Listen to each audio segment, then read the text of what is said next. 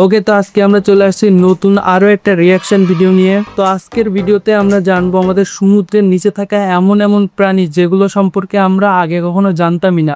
আমাদের সমুদ্রের নিচে এত বড় বড় কি কি প্রাণী আছে সেগুলো সম্পর্কে আমরা জানবো, বা যে সকল প্রাণী ভবিষ্যতে ছিল বা অতীতে কখনো ছিল এরকম প্রাণী সম্পর্কে আজকে জানবো। এই ভিডিওটা বানিয়েছে হোস্ট টিভি চ্যানেল, তো তাদের লিঙ্ক অবশ্যই ডিসক্রিপশনে দেওয়া থাকবে, আর ভিডিওর লিঙ্কও ডিসক্রিপশনে দেওয়া থাকবে, তো আপনারা সেখান থেকে অবশ্যই দেখতে পারেন। कुछ दिन पहले ही आर्टेमिस 2 में इंसानों ने सबसे लंबा तरीन फासला तय किया था, लेकिन शायद हमें स्पेस से ज्यादा अपने ही 80% अनजान समंदर को एक्सप्लोर करने की जरूरत है, क्योंकि यही वो समंदर है जहां से मिलियन ईयर्स पुराने एक्सटिंक्ट माने हुए एनिमल्स ने रीडिस्कवर होके पूरी दुनिया को तो हिलाया ही है, लेकिन आज भी समंदर की गहराइयों में न जाने कितने प्री हिस्टोरिक एनिमल्स या अनडिस्कवर्ड क्रीचर्स होंगे जो शायद आने वाले वक्त में डिस्कवर हो जाएं। इसलिए वीडियो আসলে ভাই আমরা কোথায় স্পেসে চলে গেছি, কিন্তু আমাদের এখনো সমুদ্রের 80% এখনো কোনো কিছুই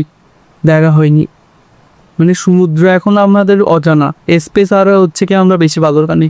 को कुछ अंदाजों से पहले से मालूम था कि pre historic giant squids modern दौर में भी डीप सी में जिंदा हैं, और ऐसा ही होता है जब जाइंट स्क्विड पहली दफा 2004 में कैमरा में कैप्चर कर लिए जाते हैं। ये साइज में 43 फीट के होते हैं, यानी बड़े शिपिंग कंटेनर के जितने।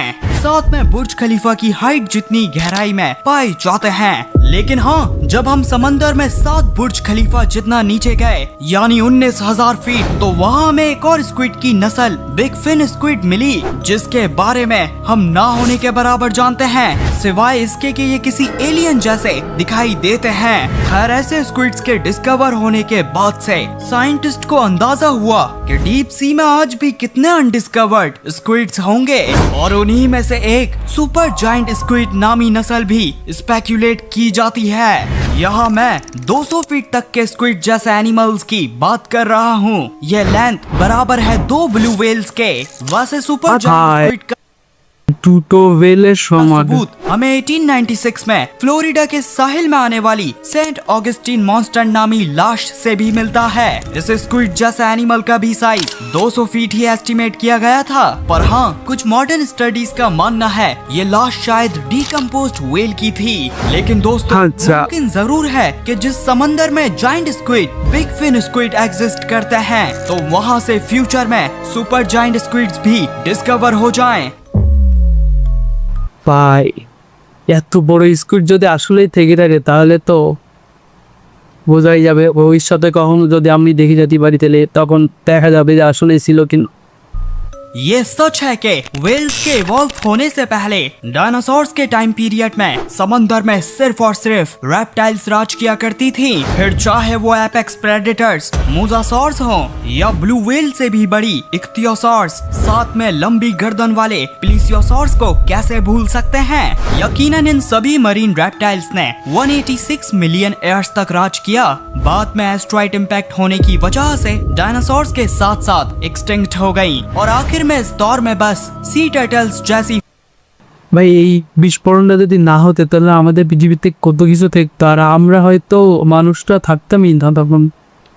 फुल मरीन या क्रोकोडिलियंस जैसी सेमी मरीन रेप्टाइल्स ही जिंदा हैं। लेकिन क्या पॉसिबल नहीं कि अगर डायनासोर के दौर से क्रोकोडिलियंस आज जिंदा हैं, तो अनजान समंदर में भी कोई ना कोई प्री हिस्टोरिक रेप्टाइल जिंदा हो।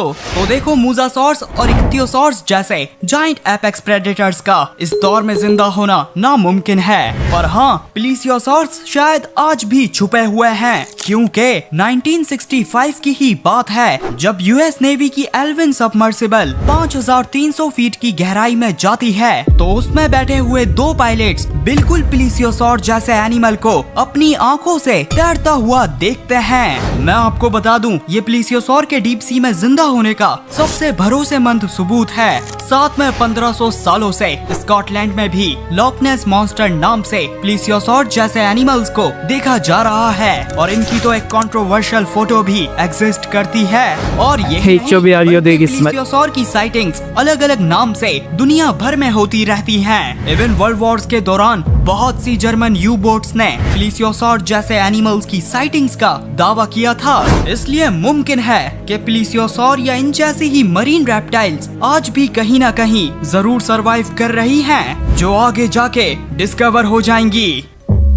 पहले जमाने में इंसान जब जहाज से सफर किया करते थे तो उस वक्त आए दिन सी सरपेंट जैसे क्रीचर्स की साइटिंग्स होती रहती थी। वेल एवरेज साइज सी सरपेंट की साइटिंग्स का तो हमें अंदाजा है कि ये और फिश से ओरिजिनेट होती थी, लेकिन कुछ जायंट स्नेक जैसे सरपेंट्स की साइटिंग्स जैसे कि ग्लॉस्टर सी सरपेंट इसके काफी ভাই तादाद কি में নাম এগুলো হচ্ছে নাম, এই তো আমার মনে রাখতে রাখতে হয়ে যাবে না গার্লস।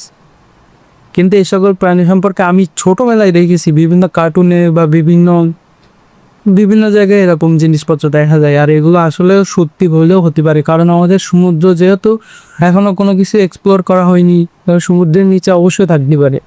विटनेसेस हैं।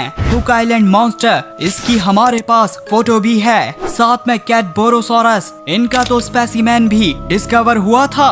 ये सब एविडेंस किसी जाइगेंटिक सी स्नेक के इस दौर में जिंदा होने की तरफ इशारा देते हैं। पर जहाँ तक हमें मालूम है इस दौर में कोई भी इतना बड़ा सी स्नेक एक्सिस्ट नहीं करता, लेकिन फॉसिल एविडेंस बताते हैं 47 मिलियन ईयर्स पहले पेलियोफिस किलोसियस जैसी जाइंट सी स्नेक की नस्लें जरूर इस दुनिया में पाई जाती थी। ये साइज में 4 सुजुकी एल्टो के बराबर हुआ करते थे और अपने टाइम के एपेक्स प्रेडेटर्स भी थे। अब मुमकिन है कि इन जैसे स्नेक्स इस दौर तक सरवाइव कर गए हों और आज भी समंदर की गहराइयों में छुपे हुए हों। इसलिए अगर फ्यूचर में डीप सी तो बहुत ज्यादा चांसेस हैं जायंट सी स्नेक्स डिस्कवर हो जाएं। इस दुनिया के सबसे बड़े पैसिफिक ओशन में 1997 में ये साउंड डिटेक्ट किया गया था।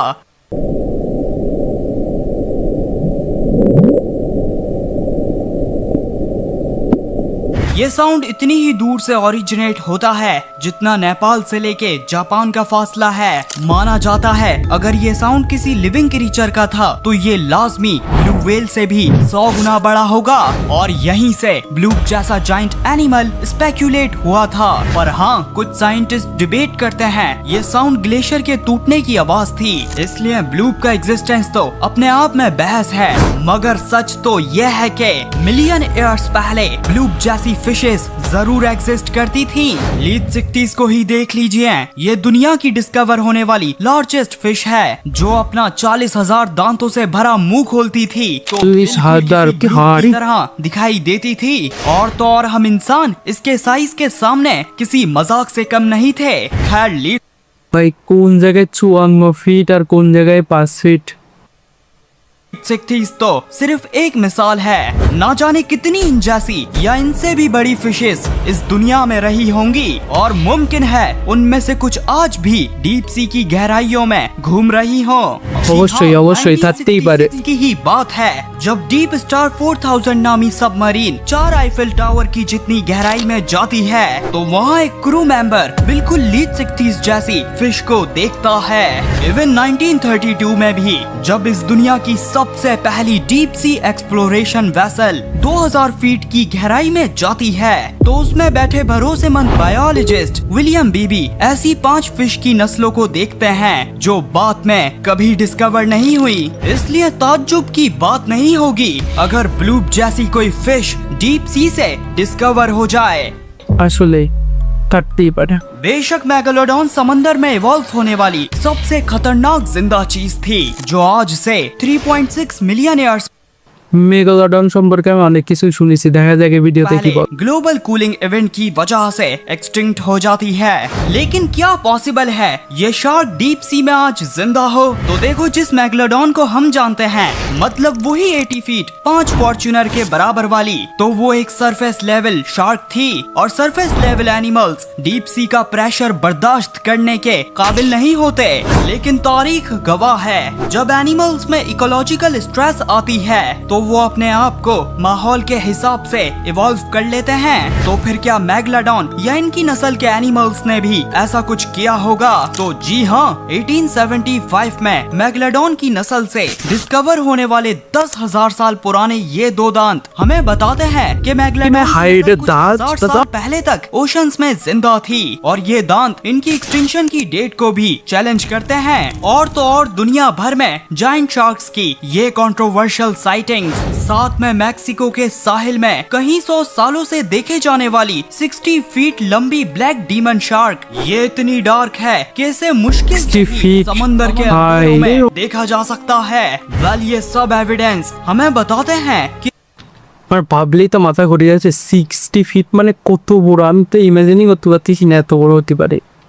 आज भी कोई ना कोई मैगलाडॉन जैसी शार्क लाजमी जिंदा है। और बड़ी बात नहीं होगी अगर कोई प्री हिस्टोरिक शार्क की नस्ल डीप सी से डिस्कवर हो जाए, क्योंकि आखिर में दोस्तों जिस डीप सी से सिलिकेंथ नामी 400 मिलियन ईयर्स पुरानी फिश, जिसे डायनासोर की एक्सटिंक्शन के साथ साथ एक्सटिंक्ट मान लिया गया था, वो 1938 में रीडिस्कवर हो सकती है। तो यकीन करें उस डीप सी की अनजान गहराइयों में सब कुछ मुमकिन है। আসলে ভাই এখনো যে সমুদ্রের নিচে কত কিছু আছে আমাদের একদম ফুল অজানা। ওকে, তো এই ভিডিও আমরা এখানে শেষ করতেছি। রিয়াকশন ভিডিও আপনাদের কেমন লেগেছে অবশ্যই জানাবেন এবং চ্যানেল নতুন হলে অবশ্যই সাবস্ক্রাইব করবেন।